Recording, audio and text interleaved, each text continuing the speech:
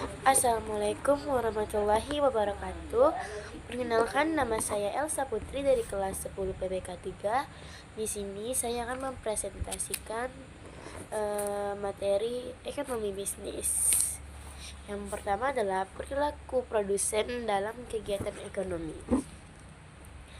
Adalah orang yang menghasilkan barang dan jasa yang mempunyai nilai pakai dan nilai guna untuk dikonsumsi oleh konsumen. Yang kedua adalah pengertian produksi, yaitu suatu kegiatan yang dikerjakan untuk menambah nilai guna suatu benda atau menciptakan benda baru sehingga lebih bermanfaat untuk memenuhi kebutuhan. Selanjutnya yang ketiga yaitu tujuan produksi secara umum bagi konsumen, yaitu memenuhi kebutuhan manusia untuk mencapai kemakmuran akan tercapai bila tersedia barang atau jasa dalam jumlah yang mencukupi. Selanjutnya yang keempat, tujuan produksi bagi produsen, yaitu untuk meningkatkan keuntungan dan menciptakan kehidupan perusahaan. Yang kelima, faktor-faktor dalam produksi. Yang pertama ada tetap. Tetap adalah faktor produksi yang jumlahnya tetap berapapun jumlahnya, jumlah produksinya. Contoh, mesin. Yang kedua ada variabel bebas, yaitu faktor produksi yang jumlahnya berubah-ubah. Contoh, bahan baku. Selanjutnya adalah pengertian perilaku produsen. Adalah semua upaya yang dilakukan oleh produsen dari menghasilkan produk yang berkualitas dan efisien serta dapat diterima dengan baik di pasaran dan mampu menghasilkan laba yang besar.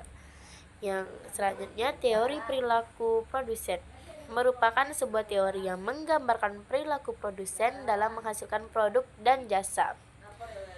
Yang selanjutnya adalah faktor-faktor dalam produksi. A. Produksi dengan menggunakan suatu variabel bebas. Kombinasi penggunaan satu variabel dapat ditetapkan di bidang pertanian.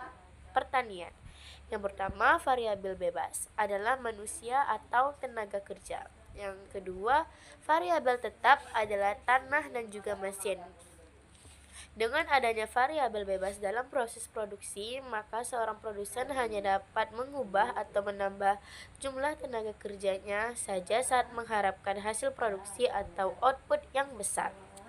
Akan tetapi, seiring dengan bertambahnya jumlah tenaga yang digunakan, marginal produksinya akan mengalami penurunan sehingga mencapai titik nol, disebut dengan law diminishing return atau hukum tambah hasil yang semakin berkurang.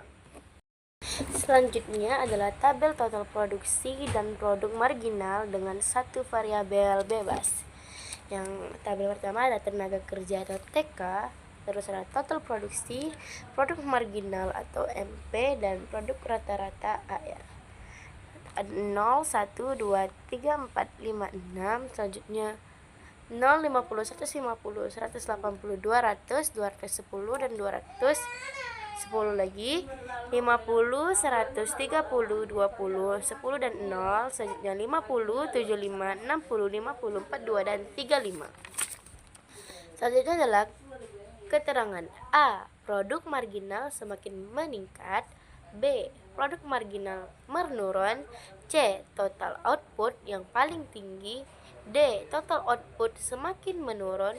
B. Produksi dengan menggunakan pola dua variabel bebas. Diproduksi secara menyusunkan dua variabel bebas ini berasumsi bahwa pada jangka waktu yang relatif lama semua faktor produksi akan berubah menjadi faktor produksi variabel. Contoh, dalam perusahaan manufaktur terdapat dua faktor produksi bebas yang tenaga kerja dan modal-modal dalam perusahaan memanufaktur ini seperti mesin. Tabel pertama ada kombinasi, tabel kedua output atau unit, tabel ketiga modal satu mesin, dan tabel keempat ada tenaga kerja. Selanjutnya yang terakhir ada circular flow diagram. 1. Peran perilaku ekonomi. A. Rumah tangga konsumsi berperan sebagai penyedia faktor produk. B. Rumah tangga produksi. C. Pemerintah. D. Masyarakat luar negeri. Kurva satu satuan seperti ini. Dan selanjutnya diagram interaksi antar perilaku ekonomi. Diagram interaksi antara dua perilaku kegiatan ekonomi. Yang pertama seperti ini. Pertama, balas jasa dapat berupa upah, gaji maupun sewa. Faktor produksi. Dan ke sini ada rumah, tenaga, konsumsi. Di bawahnya lagi ada barang dan jasa. Di bawahnya lagi uang untuk menggambar barang dan jasa yang telah diberi. Selanjutnya rumah tangga, produksi, dan kembali seperti awal lagi. Sekian presentasi dari saya. Terima kasih. Wassalamualaikum warahmatullahi wabarakatuh.